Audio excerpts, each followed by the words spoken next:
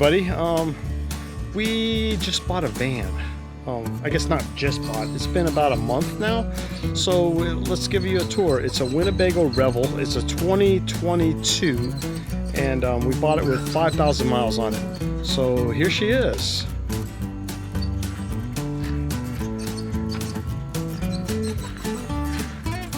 All right, here's the exterior tour, pretty cool.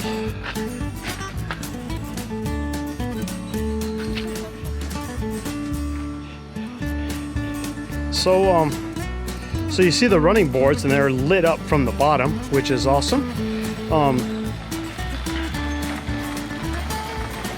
Over here is a cassette toilet. So if you open this, we've got a couple things in there. Some gloves and some shitter juice.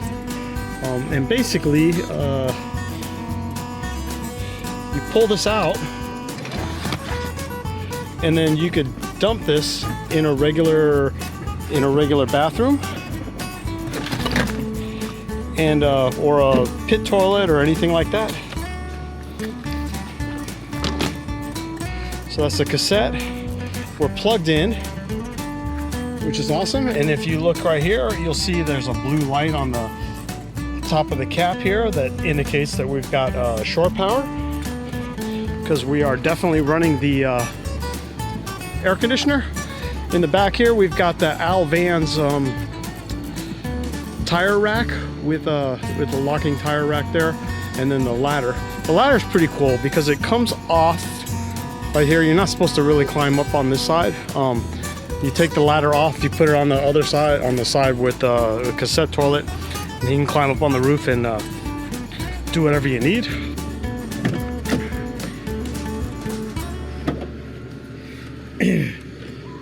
In the back of the van here, okay. In the back of the van here, we have our bed. Obviously, this is where we're going to sleep. There is a roll-down shade up there. It's a mosquito screen that zips up, and even if it's zipped up, you can just pull it. It's held by magnets, like a magic net, whatever they call that thing, so that there's a escape route to get out. You can see the air conditioner in there above. The bed actually raises and lowers. This is called the garage area, so that you can see what's in there. And there's Linus in the bottom of the garage area right there, just hanging out in the cool breeze. Here's the light for the garage area. So this switch right here turns our battery bank on and off. The batteries are hidden behind this panel, and we've got 2 lithium-ion batteries and a Xantrex 2000 watt inverter. So we could plug in shore power here, or plug in to an extension cord right there. There's some USB outlets here, and this is for extra solar panels if we wanted to. On this side we have our water system.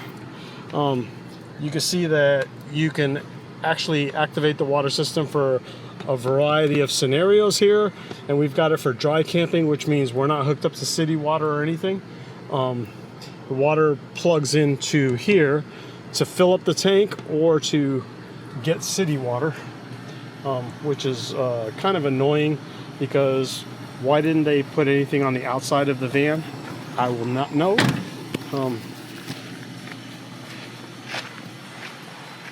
we come around this side, you'll see that we have an awning. The awning retracts automatically if there's windy, and there's also LED lights across the awning and then underneath the van here. On this side we have the steps. Look at this. Great table for cooking on, and then you can level the table. There's our map, and we put a church key on the side right here to show it. This is the water drains. Let's go inside and take a peek at what we got in here. So it's a standard Mercedes interior. right? We have the blackout screens in, but you can see that the standard Mercedes nav and all the controls there. If we back up just over us, we have the pizza oven, which I have stuffed with camera bags right now. So I've got all my cameras and camera bags on the top there. And then to the left of the pizza oven, we have a little cubby here. So this is where I have a bunch of camera chargers and stuff, and a little bit of clothes. It's not a big deal. The window is pretty cool because there's a shade that comes down. This is mosquito screen, and then a privacy shade that comes up, and you can go with either way. You can also open the window for ventilation, which is great. But we're plugged in, so we're not gonna use that feature. Over here we have the control panel that has everything that we need. So here's the Euroloft bed control. So this raises and lowers our bed. So you can see the bed going up right there. And we'll just go ahead and put it back down. Right next to that we have the control panel that controls our hot water. And this is for hot water and heat that runs off of the diesel. The light switches that control the interior lights. This is the water pump switch. It also tells you what the tank levels are and what the voltage is on the lithium batteries in the back. This turns on and off the lithium batteries. This turns on and off the solar panels that charge the lithium batteries. The lithium also charges from a secondary alternator that's run off the engine there. Here's the panel for the solar charger controller. I can get it to turn on. And this is the Lithionics pack Xantrix. It tells you what the batteries are doing and that everything's okay. Right now we're running off of shore power, so everything's on float and we're just running off of that. We have a control right here, remote control. I don't know why they gave you a remote control or why you would need it. And that turns on this vent right here that opens up at a certain temperature and then vents the air either in or out, depending on what you want to do. It's automatic, and that's pretty badass, I mean. And then right here we have a flux capacitor. So when this baby gets up to 88.6 miles an hour, you're gonna see some serious shit. Okay. On this side of the galley, we have a refrigerator that runs off of 12 volts. It's pretty full right now, and the scooter's kind of in the middle of it. We have a cooktop that comes out and puts it here. It's an induction cooktop, and that came with the van. Personally, we've never used it. It plugs into electricity. I'm sure we can cook eggs and whatever on that, but it's not really a thing that we would actually use with electric cooktop. We prefer cooking on propane outside. There's a cupboard up here that we use to keep our plates, cups, and you know, other cooking things. 3 cupboards here. So these are just very small cupboards that they just hold a few things. And this one holds a waste bin in there. You can see Linus there just hanging out, seeing what's going on. Here's the bed section. We've got our bed made.